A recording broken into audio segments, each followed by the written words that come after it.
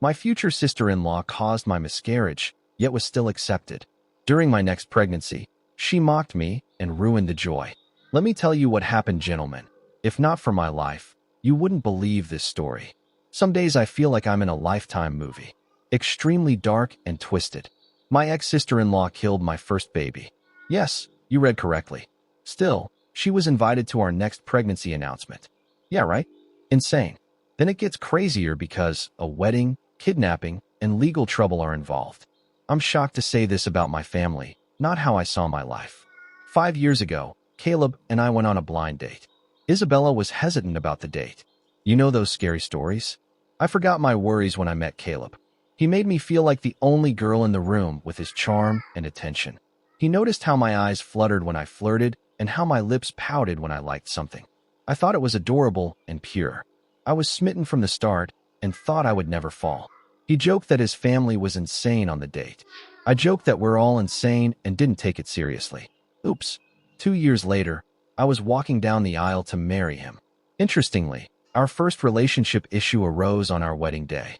This was my first time meeting his brother's girlfriend, Serafina. The first time I saw her, I wore white and had professional makeup. This was after Caleb and I had uttered our vows, so I was still high on serotonin and had drunk some. I danced to Serafina to introduce myself. I wasn't going to comment about her outfit, which was near to white, because I'm non-confrontational. I moved to hug and greet her, but she pushed me away and looked disgusted. She told me I was embarrassed and didn't like attention. I kept dancing, and she told me I was glad Caleb had such low standards because if he were more like his brother Ethan, he would have slapped me for even considering him. Like what? I don't know why you'd brag about your partner hitting a woman, but I kept dancing and ignored her, which is why she did what she did. Maybe she had mental issues, but she returned a few minutes later with a glass of wine. It destroyed my wedding dress when she flung it. She then abruptly said she knew Caleb and I wanted kids and prayed I never got any. It was random. Why did she dislike me? I wanted to cry, but I didn't want to be seen or ruin my day. I gathered myself, went out back, called my friend Madeline, had her bring me a spare white dress, changed into it, and went back out into the floor to dance. Nancy's negativity wouldn't ruin my day. I didn't tell anyone what she did since I didn't want her to ruin my day. I now regret that choice. Caleb and I started trying for a baby soon after our wedding. We had always wanted one, and now that we were married, we were ready. A few months later, I was pregnant. Then calamity hit. After Serafina tripped me and I fell belly first against the stair railing, I miscarried. Ugh. Though I should have been upset, I thought it was an accident. Caleb and I hadn't told anyone since my pregnancy hadn't started showing. I now think she knew. She continued asking cryptic questions and making me drink beer. Both ways, it was heartbreaking. The worst part was that following our next doctor's appointment, they did tests and found it unlikely I'd get pregnant again. I saw Caleb cry for the first time that day. No one knew what happened, but the next time I saw Serafina, she was particularly happy and started saying things about loss and how terrible it is. Not seeing 2 and 2 is still puzzling me. She killed my baby and was so proud of herself that she joked and laughed about it to me while I had no idea.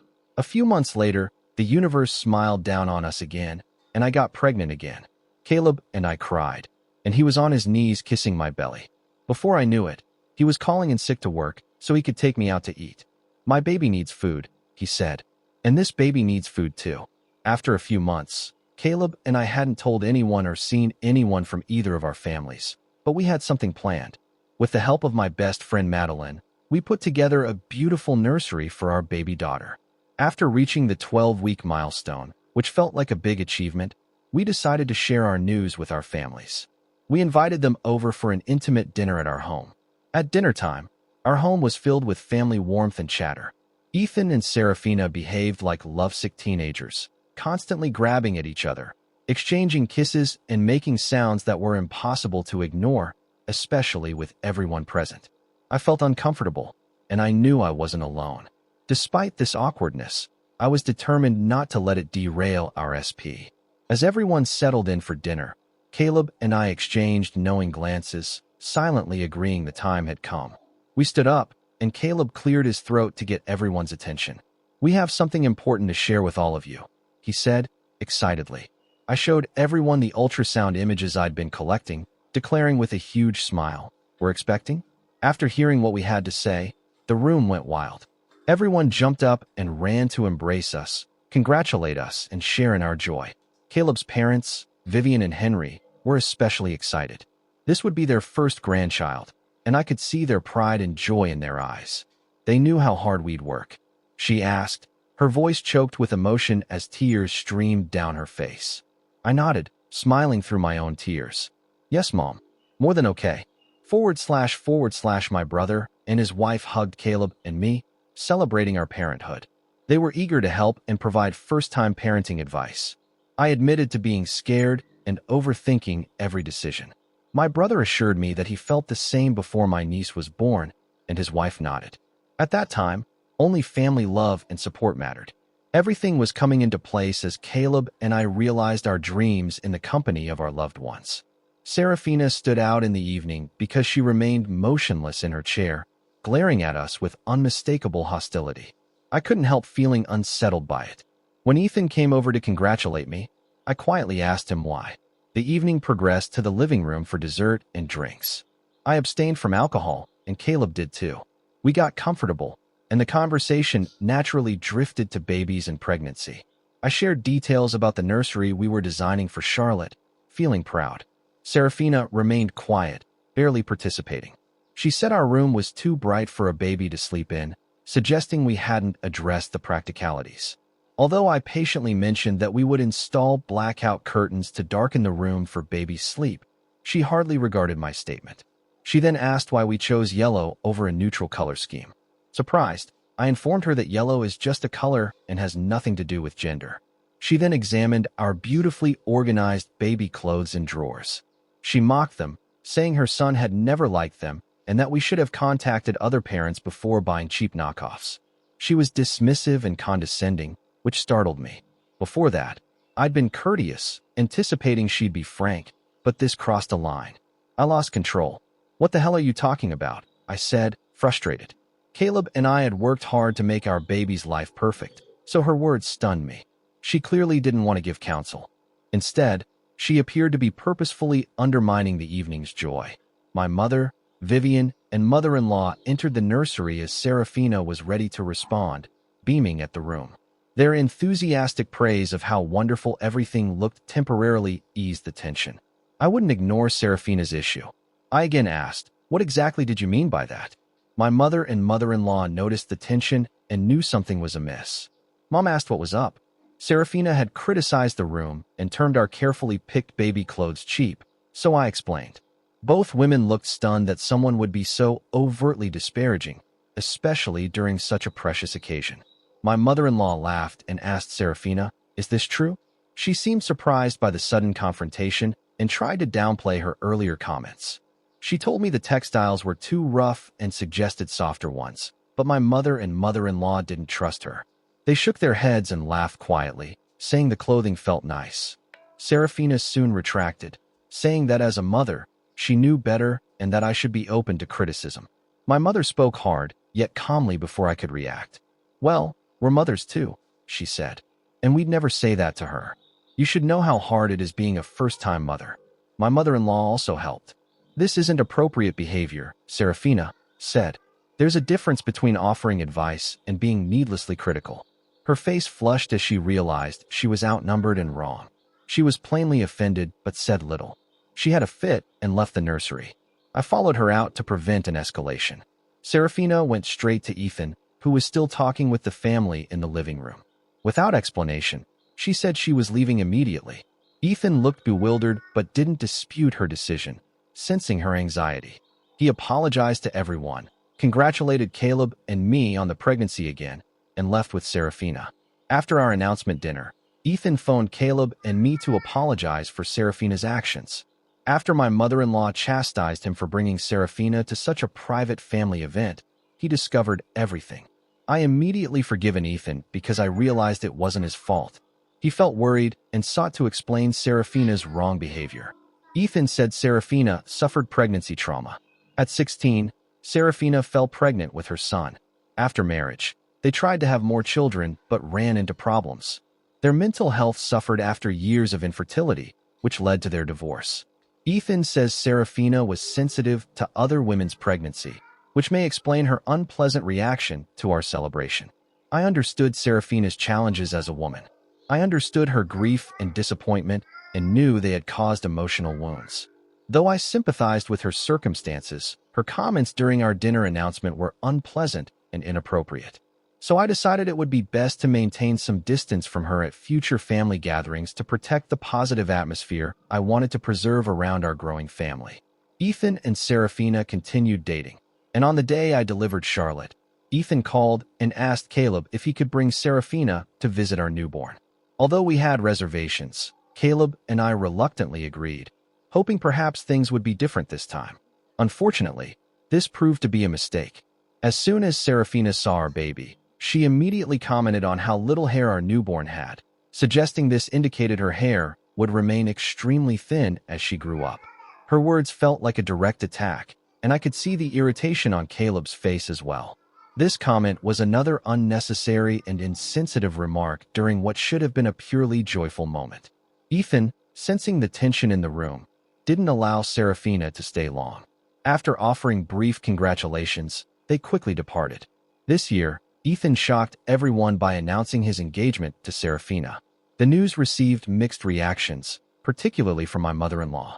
She openly expressed disappointment with Ethan's decision to marry Serafina, having never wanted her to become part of the family. Apparently, my mother-in-law and Serafina had been clashing for months. Knowing my mother-in-law is typically warm and kind-hearted, I suspected Serafina's behavior was likely causing their ongoing tension. When Caleb called Ethan to discuss the sudden engagement, believing everything was moving too quickly, Ethan confessed that Serafina was actually 4 months pregnant. Apparently, Ethan had only discovered this 2 months earlier and had kept it secret as they feared judgment before getting married. Ethan explained that he wanted to marry Serafina before their baby arrived, which seemed reasonable given their circumstances. However, during the wedding preparations, Serafina threw a tantrum while trying on wedding gowns because she couldn't fit into any of them. She had gained weight during her pregnancy, making it difficult to wear her dream dress. Ethan attempted to convince her to choose something more comfortable, but she refused to compromise. Ultimately, she demanded that Ethan change their wedding date. Originally planned to occur before the baby's arrival, it was now postponed until a month after the baby's due date, so Serafina could lose some pregnancy weight. Despite the frustration the scheduled change might have caused everyone, I understood that this was Ethan and Serafina's special day, and they deserved to choose a date that made them comfortable. A month ago, Serafina delivered her daughter, and Caleb and I had even visited the hospital to congratulate the new parents. For their upcoming wedding, Caleb was selected as Ethan's best man. We weren't comfortable leaving Charlotte behind for the entire day, so we decided to bring our daughter with us. My mother-in-law and I discussed childcare arrangements and agreed we could manage looking after Charlotte between us. I initially considered hiring a hotel babysitter, but with increasing concerns about child abductions, I felt safer having a trusted family member watch Charlotte during the reception. I planned to avoid drinking and would retire early to our room anyway, ensuring Charlotte received proper care throughout the event. However, about a week before the wedding, Serafina called me. During our conversation, she asked if I would be bringing Charlotte to the wedding. I confirmed our plans and began explaining our childcare arrangements for the evening. To my surprise, Serafina interrupted me and stated she didn't want Charlotte at the wedding. Shocked, I asked why. Serafina explained that she only wanted her miracle baby to be the center of attention, claiming that Charlotte's presence would divert attention away from her child. I tried reasoning that everyone had already met Charlotte, and nobody could possibly steal attention from Serafina on her wedding day. But Serafina remained adamant and grew increasingly upset. She warned that if I couldn't respect her boundaries, I wouldn't be welcome at the wedding. The situation eventually escalated into a major argument involving Serafina, Ethan, Caleb, and my mother-in-law. Ethan contacted me, apologizing for Serafina's behavior and clarifying that I was still very much invited to the wedding. He urged me not to take Serafina's words too seriously and assured me that bringing Charlotte was absolutely fine. I felt furious with Serafina and considered skipping their wedding entirely, but I knew supporting Caleb and attending his brother's wedding was important. So I decided to set aside my feelings and attend, focusing on making the best of the situation for the sake of family harmony. This brings us to the incident that occurred during Ethan and Serafina's ceremony. Several relatives couldn't resist admiring Charlotte, commenting on how adorable she looked. Serafina occasionally shot me disapproving glances whenever our eyes met. She clearly still resented me bringing Charlotte to her wedding, even though her baby unquestionably remained the star attraction, and I made zero effort to seek attention. When the celebration moved to the reception area, my mother-in-law, Caleb, and I took turns watching Charlotte in our hotel room, exactly as planned. Although my mother-in-law became somewhat tipsy as the evening progressed, Caleb and I remained completely sober, focusing entirely on caring for Charlotte. Midway through the reception, I noticed my mother-in-law, who was supposed to be with Charlotte at that moment, frantically searching for me. Something about her demeanor made my heart race, and I rushed over to discover what was wrong. Caleb, sensing trouble, followed closely behind. My mother-in-law's voice trembled as she whispered that Charlotte was missing. My heart plummeted. Caleb demanded clarification, since he had just left our daughter in her care. That's when my mother-in-law admitted that Serafina had entered the room shortly after he left. They chatted briefly, and at one point my mother-in-law needed to use the bathroom. But when she returned, both Charlotte and Serafina had vanished. Caleb and I, confused and panicked, immediately found Ethan and asked him where Serafina was and why she would do something so alarming. Ethan seemed equally shocked by the situation. Amidst the celebrations and crowds, we alerted hotel staff to search for Charlotte and Serafina. The staff responded immediately, but neither could be found after an hour of searching. I called the police. A hotel employee informed us that Charlotte and Serafina had been found behind the hotel. We rushed outside, feeling dreadful. We found Serafina sitting in a chair, holding Charlotte, and smoking with her other hand. Her baby was in a carrier beside her. I cried as I examined Charlotte. Caleb demanded to know why she had done this. My mother-in-law, now completely sober and frantic, screamed at Serafina, explaining she had absolutely no right to take our daughter without permission and had deliberately disappeared while my mother-in-law was in the bathroom. Serafina simply smirked as she turned toward me, remarking that if I was so worried about my daughter, perhaps I should have listened to her request and not brought her to the wedding. I was stunned, realizing she had deliberately abducted my daughter. She wanted me to panic, searching desperately for my child, just to frighten me and teach me a lesson, hoping I would surrender to her demands in the future. Ethan tried calming everyone, suggesting this might be a misunderstanding. At this point, the police asked if I still wanted to press charges. Looking at Serafina's expression, which showed no remorse or apology for her actions, I decided to proceed with kidnapping charges to ensure she never threatened my family again. Serafina's eyes widened with disbelief as she protested, but police took her into custody immediately. Ethan begged me to reconsider, but my mother-in-law told him his wife's actions were unforgivable. Thank you for watching. If you haven't subscribed yet, please do so and hit the notification bell to stay updated with more shocking real-life stories happening around you.